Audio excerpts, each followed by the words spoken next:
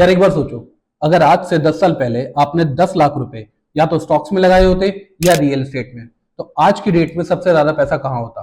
और इससे भी बड़ा सवाल ये है कि 2026 में कहाँ इन्वेस्ट करना चाहिए। चलो मैं आपको बताता हूं और दिखाता हूं क्यों, क्योंकि नंबर्स झूठ नहीं बोलते। पहले बेसिक्स क्लियर करते हैं। स्टॉक्स मतलब आप किसी कंपनी का एक हिस्सा खरीद लेते हो और वो कंपनी अगर प्रॉफिट में गई तो आपका पैसा बढ़ा, और अगर कंपनी क्रैश हुई तो आपका पैसा गिरा।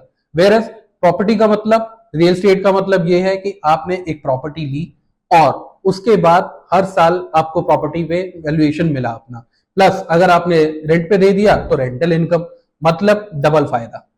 चलो अब ऑनेस्टली कंपेयर करते हैं। पिछले 5 साल में निफ्टी 50 ने इंडिया में ऑलमोस्ट 17% का कैगर दिया है। इंप्रेसिव लगता है, राइट?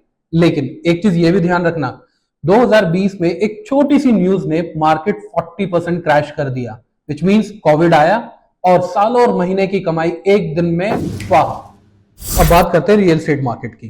तो पिछले 1 साल में इंडिया के रेजिडेंशियल मार्केट ने ऑलमोस्ट 15% का रिटर्न दिया है, मतलब capital appreciation plus rental income.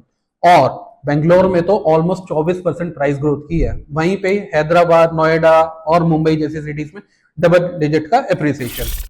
अब एक और सवाल, क्या रियल एस्टेट की मार्केट में कोई क्रैश हुआ? नहीं। क्यों? क्योंकि ना ही तो प्रॉपर्टी की वैल्यू एक दिन में जीरो होती है, और ना ही आप रोज मनी कंट्रोल पे खोल खोल के देखते रहे आज मेरी प्रॉपर्टी का क्या हुआ, आज मेरी प्रॉपर्टी का क्या हुआ। यही वो स्टेबिलिटी है जो रियल एस्टेट आपको देता है। अब सबसे बड़ा पॉइंट उन लोगों के लिए जो रियल एस्टेट की सुपर पावर नहीं समझते, विच इज लीवरेज। मानो आपके पास स्टॉक्स में 10 लाख रुपए, तो आप सिर्फ 10 लाख की ही इन्वेस्टमेंट कर सकते हो।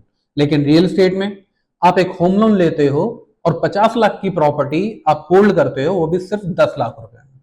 अब अगर प्रॉपर्टी 15% से ग्रो करती है तो आपके 50 लाख के हिसाब से 7.5 लाख रुपए का प्रॉफिट हुआ, और आपने इन्वेस्ट किया था सिर्फ 10 लाख रुपए, तो आपको almost 75% return on your own money ये मिलता है।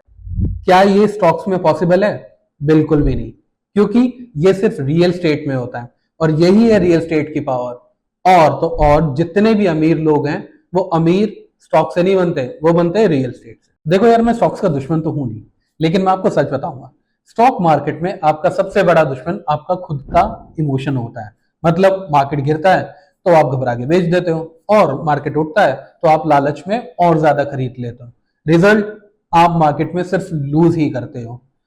देखो, एक रिसर्च कहती है कि इंडिया में रिटेल इन्वेस्टर्स निफ्टी 50 से भी कम रिटर्न्स पाते हैं। रीजन, उनकी टाइमिंग। लेकिन क्या ये रियल एस्टेट में पॉसिबल है? बिल्कुल भी नहीं। क्यों? क्योंकि यहाँ पे आप पैनिक होकर अपने प्रॉपर्टी बेच नहीं सकते, और यही रीजन है जो आपको अपने सबसे बड़े दुश्मन इमोशन से बचाता है। इसका सबसे बड़ा फायदा यह है कि प्रॉपर्टी हमेशा आपके पास रहती है, वहां इन्फ्लेशन में भी, और अगर कुछ क्रैश हुआ तो उसमें भी। अब बात करते हैं 2026 की। क्यों ये साल रियल एस्टेट के लिए इतना स्पेशली पावरफुल है?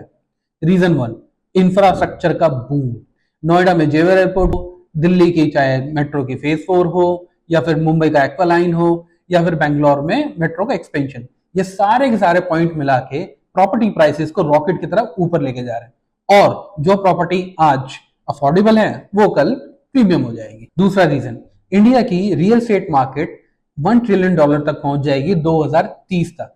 तो क्या आप अभी बोर्ड पे हो या प्रॉपर्टी के प्राइसेस और बढ़ने का वेट कर रहे हो? नंबर 3, रेरा के बाद मार्केट बहुत ज्यादा ट्रांसपेरेंट, बायर्स के राइट प्रोटेक्टेड हैं, आपका पैसा सेफ है, और पहले जैसी कंफ्यूजन अब नहीं रही है। और अगर स्टॉक मार्केट की बात करें तो ग्लोबली वॉर की टेंशन, यूएस का टैरिफ और इंटरेस्ट रेट की अनसर्टेनिटी, और ये सारी की सारी चीजें मिला के आपकी स्टॉक मार्केट को बहुत ज्यादा अनसर्टेन बना रही है।